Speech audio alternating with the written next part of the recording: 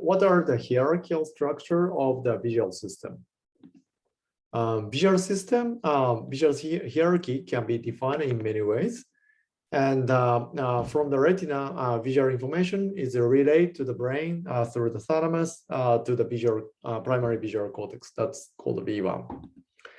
And as one goes higher in the hierarchy, as I said in the last section, receptive field in general becomes larger.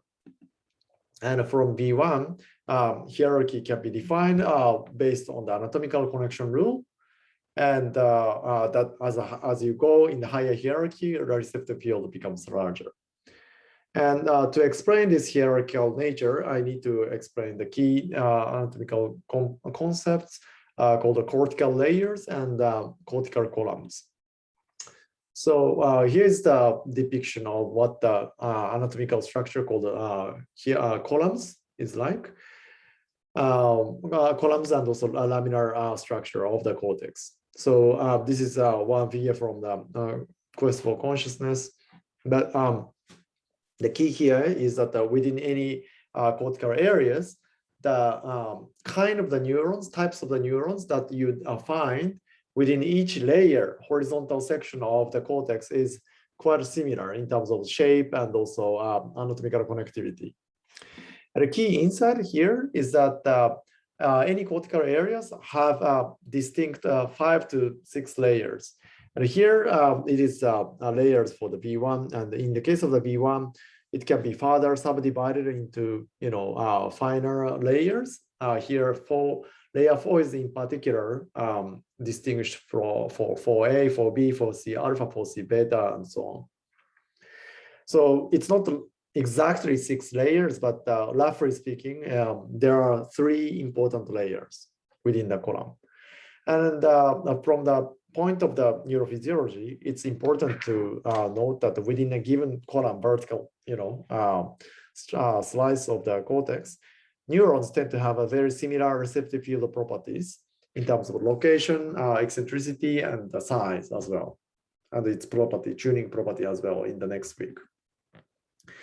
And one of the most important anatomical connection rule is that middle layer neurons tend to receive input from either upper layer or lower and upper layer. And that is regarded as sort of ascending or forward hierarchy. And this also corresponds to LGN to B1 type of the hierarchical connection. So roughly speaking, if this middle layer, by the way, is usually layer 4, and the upper is layer 2 or 3, and the lower is usually 5 or 6. And if the layer 4 receives the input from other areas, either from the upper layer or both upper and lower layers, then these areas that sends the input is considered as a lower hierarchy. So in the case of the LGN V1, it looks like this hierarchy, okay? And then, or maybe LGN could be considered as this way. It's not really like this way because LGN is not a cortical structure, but the fact that the layer 4 V1 neuron receives the input from LGN corresponds to this rule. And then,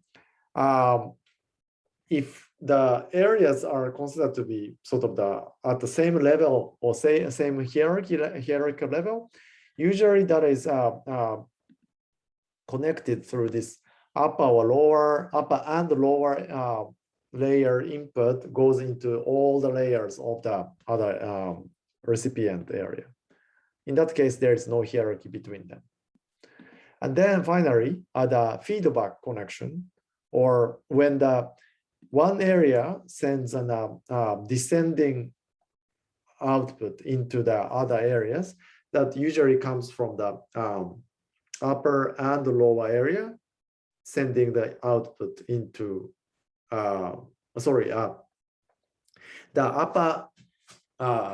upper hierarchical area sends an output from its lower area into upper and lower area, or upper and lower area to upper and lower area here. So for example, in this case, B1 would receive the input from B2, either this kind of pattern, because B2 is higher area than the B1. And if it's a B2 here, then B4 or B3 areas that is above B2 sends an output like this way. And V2 would receive an output from B1 in this way. And that should make sense too in terms of hierarchical rules. Okay. So interesting thing is that this kind of rule can be just a purely analyzed and also examined from the anatomical connections between the areas. So without recording the neural activity or determining the receptive field property of each neurons, just by these kind of anatomical rules, people can infer the hierarchical, kind of configuration of the visual system based on the anatomy. And that's what Van Nessen and Feldman did in 1991. So what they did was to analyze the stain and analyze all the cortical areas from B1, B2,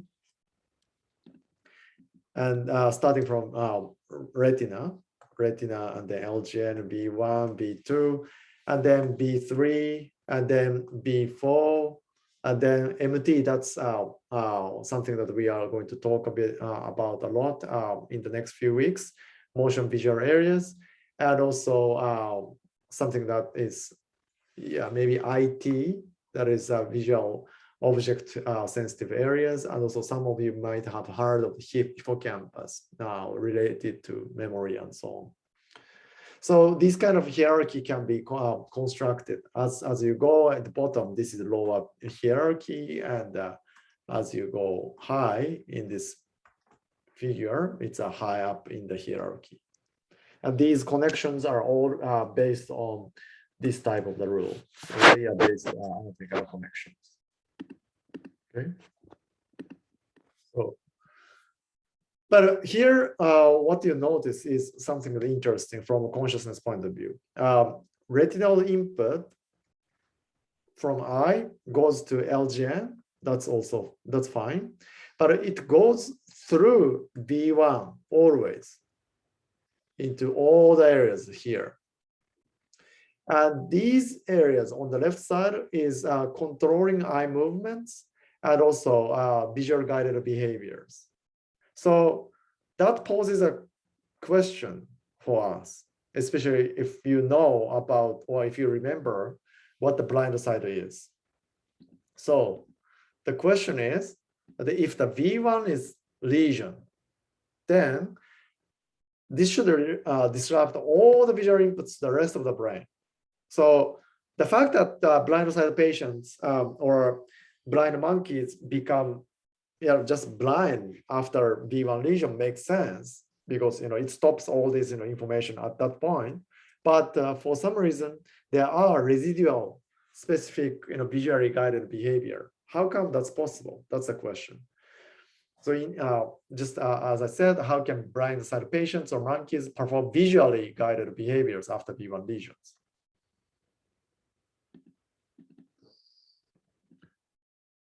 So in summary, in this section, what I said is that the cortex is vertically layered in a columnar fashion. So it's vertical structures, and within the vertical column, narrow regions, the neurons' fields property are similar. And each layer has a different and distinct anatomical connectivity patterns, and with the rest of the brain areas. And this can be used to define visual hierarchy. And B1 sits at the bottom of the hierarchy, acting like a bottleneck. But this poses a problem or question that, what supports the blind side's visually guided behaviors? And that's what we are going to look at in the next video.